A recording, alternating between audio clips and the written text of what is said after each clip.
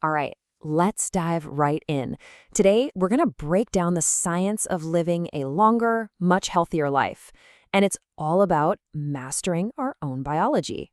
Now, this isn't some far-off science fiction fantasy. Nope, this is a real discipline, and it's built on three core pillars that, honestly, you can start using today. So, let me just start with a big question for you. What if? What if you had a biological reset button? Something that could actually make you smarter, faster, and maybe even live a decade longer. Think about that for a second. Okay, here's the kicker. This incredible tool, this biological superpower, it costs absolutely nothing. Zero. It's available to every single one of us, every single night, and yet most of us, we're just throwing it away, completely neglecting it without even realizing how big the consequences are. And that right there brings us to our very first pillar, master your sleep. And look, I need to be super clear about this. Sleep is not a luxury. It's not a sign of laziness. The science on this is completely settled. It is the absolute, non-negotiable foundation of your life. The sleep scientist, Dr. Matthew Walker, he puts it so bluntly. He says, the shorter you sleep, the shorter your life. I mean, there's just no ambiguity there, right? If you consistently sleep less than 6 or 7 hours a night, you are just demolishing your immune system. It's been shown to literally double your risk of cancer. Yeah, it is that serious.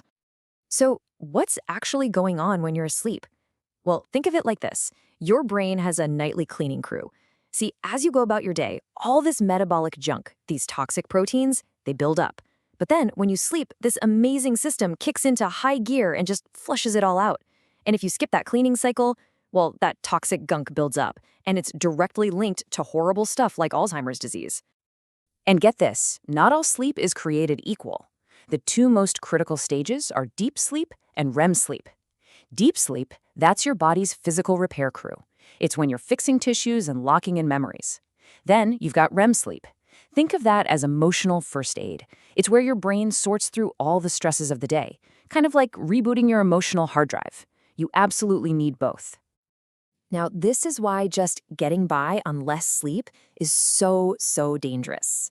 See, most of your REM sleep, that crucial emotional first aid, it happens in the last couple hours of your sleep cycle. So if you chop your sleep from 8 hours down to 6, you're not just losing 25% of your rest. No way. You could be losing up to 75%, maybe even more, of your critical REM sleep. It's just a devastatingly bad trade-off. Okay, so how do we fix this? It's actually pretty simple. Here are two powerful rules you can start using tonight. First up, the 65-degree rule. Just keep your bedroom cool. Your body needs to drop its core temperature to get into that deep sleep. And second, the noon caffeine rule. Look, caffeine has a half-life of about 6 hours. That means if you have a coffee at 2 p.m., a quarter of it is still buzzing around in your brain at 2 in the morning, totally robbing you of that precious deep sleep.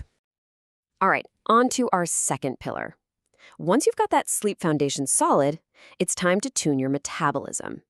And I want you to think of your metabolism not as some fixed setting you're stuck with, but as a bioengine, one that you have direct control over. So why does this matter so much? Well, because according to a top longevity expert, Dr. Peter Attia, poor metabolic health is the #1 driver of what he calls the 4 horsemen of chronic disease. And these are the big ones, the diseases most likely to cut our lives short, all of them deeply connected to how our body processes energy. And right at the heart of all this metabolic chaos is a condition called insulin resistance.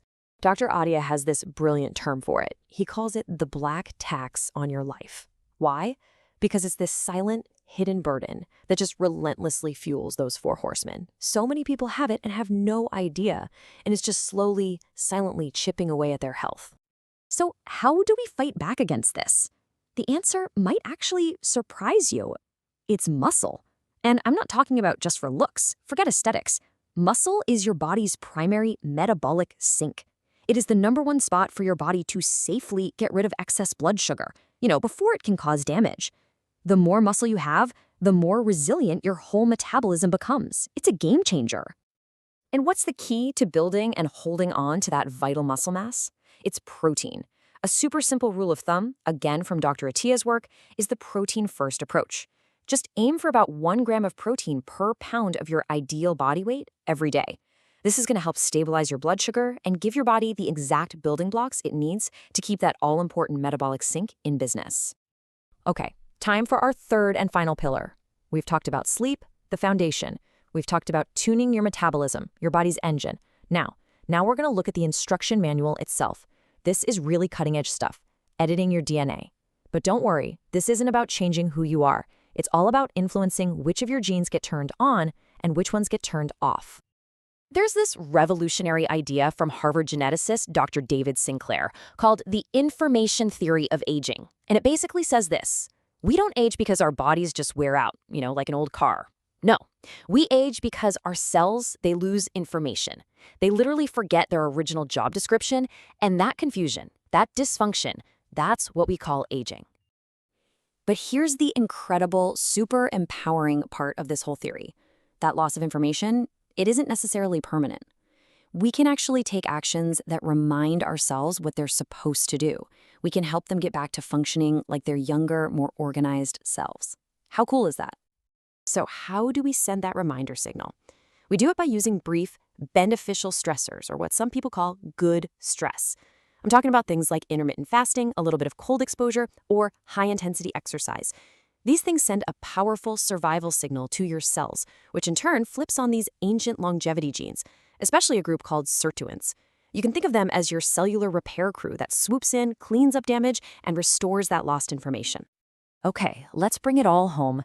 This isn't about just picking one pillar and ignoring the others. It's about weaving the science from all three of them together into one single discipline. Because the synergy, the way they work together, that's where the real magic for a longer, healthier life happens. And this is really the whole manifesto at a glance. For sleep, the science is all about cellular recovery and brain cleansing. And your action is simple: a cool bedroom and no caffeine afternoon. For metabolism, the science is efficient glucose disposal, and your action is to prioritize protein and muscle. And finally, for genetics, the science is cellular information and repair, and your action is to use those good stressors. See? Simple but powerful. And this really is the core message here. There's no magic pill. There's no finish line you cross and you're done. Longevity is not a finish line. It is a discipline. It's the result of the small, consistent choices you make every single day. It's a practice, and it pays off big time, decades down the line. So I'll leave you with this final thought. Your DNA is not your destiny. It's a script. Your biology, your sleep, your metabolism, none of it is set in stone. It's all a script. And now you hold the pen. So the only question left is, are you ready to start editing?